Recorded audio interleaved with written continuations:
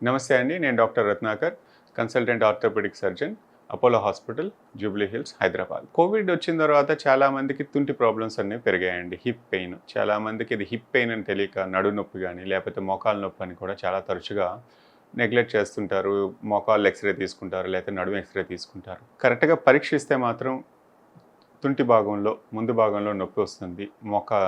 తుంటి మూవ్‌మెంట్స్ ఆగిపోతూ ఉంటాయి. వాళ్ళ నడకలో కూడా క్రమంగా తేడా వస్తూ ఉంటుంది. కుంటడం గానీ, ఇది గానీ జరుగుతుంది. ఈ దీన్ని ఏవాస్కులర్ నెక్రోసిస్ అంటాం. అంటే బ్లడ్ సప్లై తగ్గిపోవడం హిప్ జాయింట్‌లో. దానివల్ల ఏవాస్కులర్ నెక్రోసిస్ అంటే హిప్ మనం చూసామనుకోండి, దాన్ని స్మూత్‌గా ఉంటుంది కార్టిలేజ్ అన్నది. ఎప్పుడైతే ఈ కార్టిలేజ్ అన్నది దెబ్బతింటూ ఉంటుందో, దాని ఆకారం కూడా మారిపోతూ ఉంటుంది.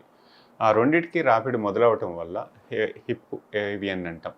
ఈ ప్రాబ్లమ్ ఆర్థరైటిస్ అనుకోండి. అది మొదలవుతూ ఉంటుంది. కోవిడ్ కన్నా ముందు కూడా ఉన్నదండి. ఎక్కువగా 20-30 సంవత్సరాల పిల్లలకు గానీ, యుక్త వయసులో గానీ వచ్చే అవకాశం ఉంది. అది చాలా అరుదుగా వచ్చేది. దానికి కారణాలు వెతుక్కుంటే చాలా తక్కువ కారణాలు కనిపిస్తాయి.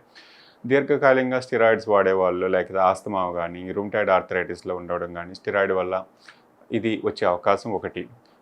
కొంతమందికి డీప్ సీ డైవింగ్ అంటాం. లేదంటే ఇంతకుముందు ఎప్పుడైనా తుంటి ఫ్రాక్చర్ అవ్వటం వల్ల, లేదా బాల్ పక్కకి వెళ్ళిపోవడం వల్ల ఏదైనా యాక్సిడెంటే కొన్ని సంవత్సరాల తర్వాత ఈ ఏవాస్కులర్ నెక్రోసిస్ వచ్చే అవకాశం ఉంది.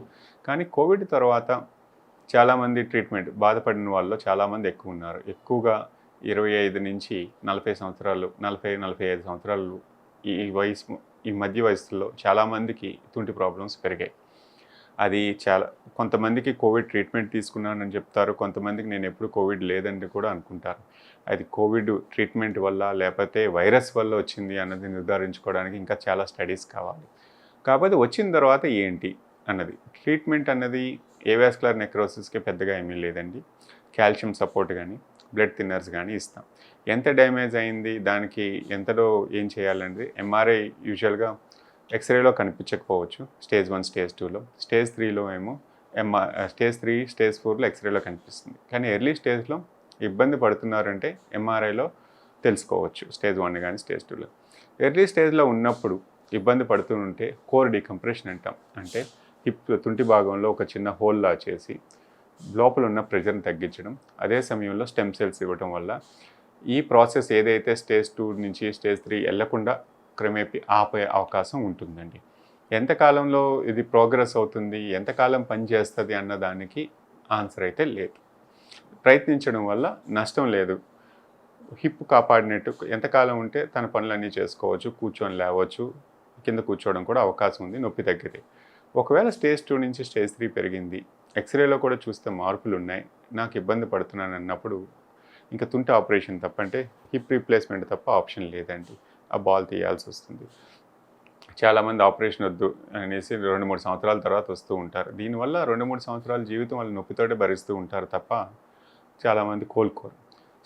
మీకు బాగానే ఉంది, ఇబ్బంది లేదు, ట్యాబ్లెట్స్ అడపా వేసుకుంటున్నాను అప్పుడప్పుడు, నా పనులన్నీ ఏమీ ఆగిపోలేదండి, ఇబ్బంది లేదు అన్నంత వరకు మీరు వెయిట్ చేయొచ్చండి. ఇబ్బంది పడుతున్నాను, ఇబ్బందితో నేను జీవిస్తున్నాను, పెయిన్ కిల్లర్స్ వేసుకోవాల్సి వస్తుంది, లేదు నొప్పిని భరిస్తున్నాను, నేను వేసుకోవట్లేదు, నొప్పి ట్యాబ్లెట్స్ వేసుకోవట్లేదు అన్నంత మాత్రాన్ని మీరు భరించట్లేదని కాదు. మీ లైఫ్ స్టైల్ మారిపోయింది, కూర్చుంటున్నాను, ఎక్కువ నడవట్లేదు అన్నది కూడా తప్పే. ఎందుకంటే ఇప్పుడు మనిషి నడవాలి, ఆరోగ్యంగా ఉంటేనే ఫ్యూచర్ జనరేషన్ మనం చూస్తాం what's happening in the future. చాలామంది అది ఆపేసుకొని భరిస్తూ ఉండటం వల్ల మీ జీవితం ఆగిపోతుంది, మీ లైఫ్ స్టైల్ మారిపోతుంది. కుంటుతూ నడవటం వల్ల నడుంలో కూడా మార్పులు వచ్చి నడుము నొప్పి కూడా ఎక్కువయ్యే అవకాశం ఉంది. దీనివల్ల డిస్క్ ప్రాబ్లమ్స్ పెరుగుతూ ఉంటాయి. ఇది మాత్రం చాలామంది ఆలోచించారు.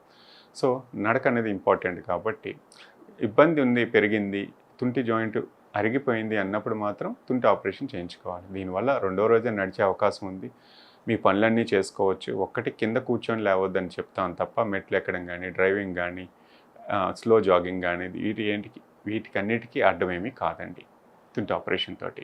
సో ఈ అపోహలో చాలామంది ఉండిపోతారు. మీరు డాక్టర్ దగ్గరికి వెళ్ళి ఏం చేస్తే బాగుంటుంది, ఎంతకాలం కోర్ డీకంప్రెషనా లేకపోతే తుంటి మార్పిడి ఆపరేషన్ చేసుకోవడమా, ఏది ఉత్తమం అండి నా ఏజ్కి, ఏది చేస్తే అడ్వాంటేజ్ అనేది మాత్రం తెలుసుకోవడం మంచిదండి.